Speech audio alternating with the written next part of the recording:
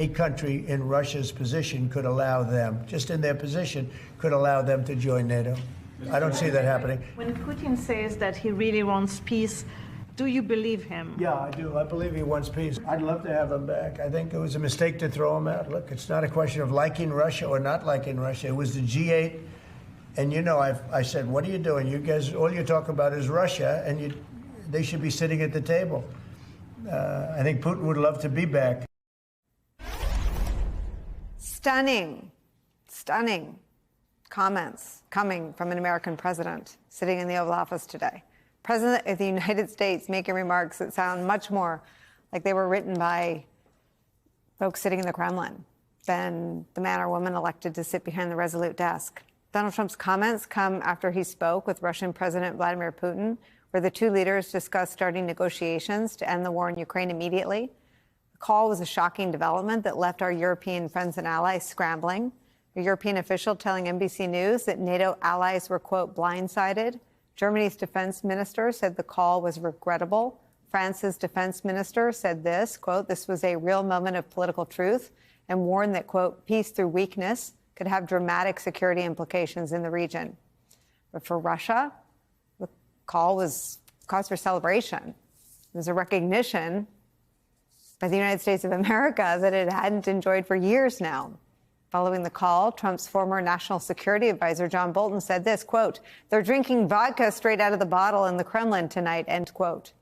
And even though Trump called Ukrainian President Zelensky after he talked to Putin, there are major concerns that Ukraine will be left out of whatever negotiations actually happen, a worry Trump didn't alleviate when asked about it yesterday. Do you view Ukraine as an equal member of this peace process? It's an interesting question. I think they have to make peace. Their people are being killed, and I think they have to make peace. I said that was not a good war to go into, and I think they have to make peace. That's what I think. It wasn't a yes. Wow. Joining us now, New York Times diplomatic correspondent Michael Crowley. Also joining us, professor of history at New York University, Ruth Ben-Ghiat is here. Michael Crowley, I've heard the word Neville Chamberlain-like appeasement. Tell me what you're picking up from national security sources.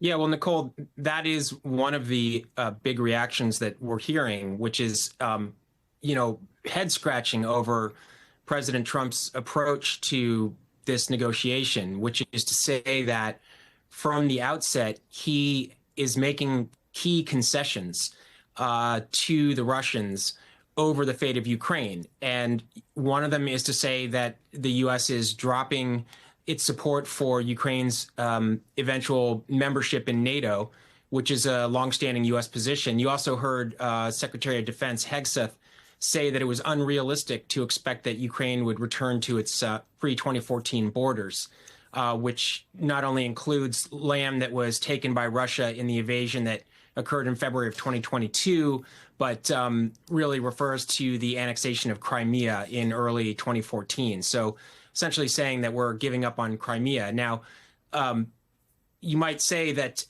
it was going to be very difficult to get Crimea back, but at least it was something that you could negotiate with, as is NATO membership. But I think there's a sense that when Trump comes out of the gate like this, making big concessions, people are wondering how much does he really care about Ukraine's interests? I mean, in general, beyond that particular point, Nicole, there's just a kind of a lack of empathy or concern from President Trump when he talks about this conflict and talks about Ukraine for the fate of Ukraine. It's really, his focus is overwhelmingly on the U.S.-Russia relationship, on his relationship with Vladimir Putin, his ability to get a deal done. And you just hear very little about what it means for Ukraine, how it looks for Ukraine, and how much he cares about the future of Ukraine. I mean, Ruth, it's not just about Ukraine. It's about U.S. national security. Here's Donald Trump's former national security advisor, John Bolton, making those points. And this is a palpable harm to American national security, because what Hegseth and Trump did today was not only blow up the NATO position on Ukraine, they blew up a thing called the Belavasia Accords, that Ukraine, Belarus, and Russia signed in December of 1991 that broke up the Soviet Union along the lines of the internal republics. So it means that not only is unprovoked aggression by Russia against Ukraine now okay, every other former republic in the Soviet Union is vulnerable to the same thing without any indication that the U.S. will do anything about it.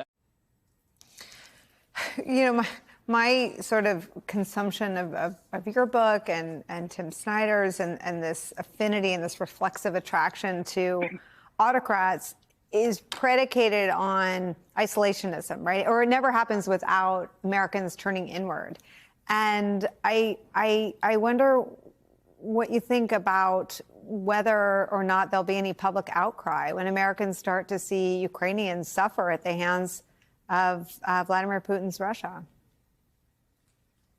I mean, they've been suffering at the hands of Vladimir Putin's Russia, and President Trump had an interesting. He said it in the clip you showed. It wasn't a good war to go into. He did not say it wasn't a good decision by Vladimir Putin to have this aggression against Ukraine. And you know, I mean, President Trump is very clear. He has a long history of sympathy for Vladimir Putin, and he has repeatedly blamed former President Biden for provoking Putin by supporting, Ukraine's NATO bid to join NATO. And this is classic Kremlin thinking. President Trump often echoes Kremlin talking points, as does Tulsi Gabbard, who was just confirmed as his director of national intelligence. These are people who truly see democracies as the problem. And I don't know why people are so surprised.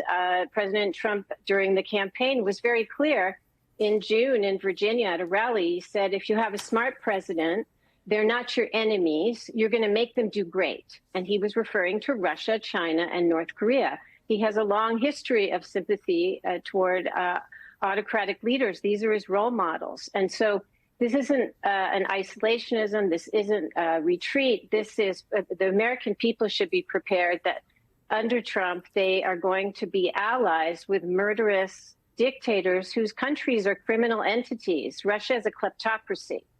So there's no surprise if you study autocrats in this very regrettable turn of affairs. Ambassador McFaul has joined our conversation, former ambassador to Russia and MSNBC international affairs analyst. Ambassador McFaul, your thoughts today on what is, one, strategically inept, negotiating in public with Vladimir Putin, two, morally bankrupt, leaving our friends and allies in Ukraine in the cold, and three, being compared to Neville Chamberlain's policy of appeasement.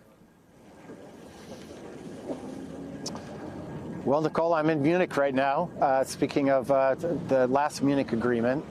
And I can tell you, speaking to European leaders and speaking to Ukrainian leaders today, everybody here is in shock.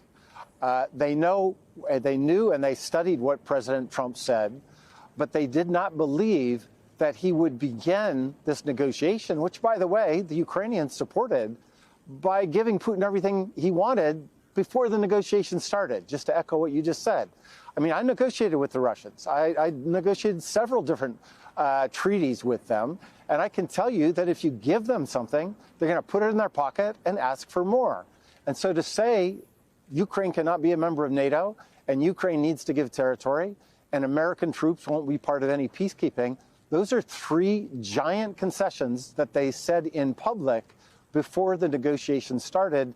And I can tell you that the Ukrainians and other European leaders here in Munich are in shock. What happens next, Ambassador McFaul? What happens next is President Zelensky will show up here.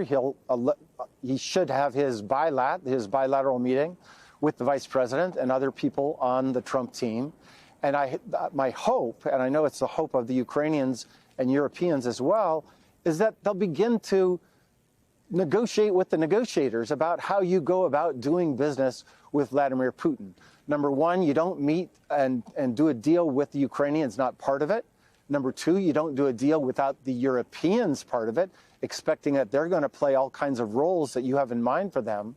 And number three, I think there's some hope that after this bad start, that they might get into a better rhythm that ultimately will be decided. What at the end of the day, the negotiation is between Russia and Ukraine. It's not between Trump and Putin.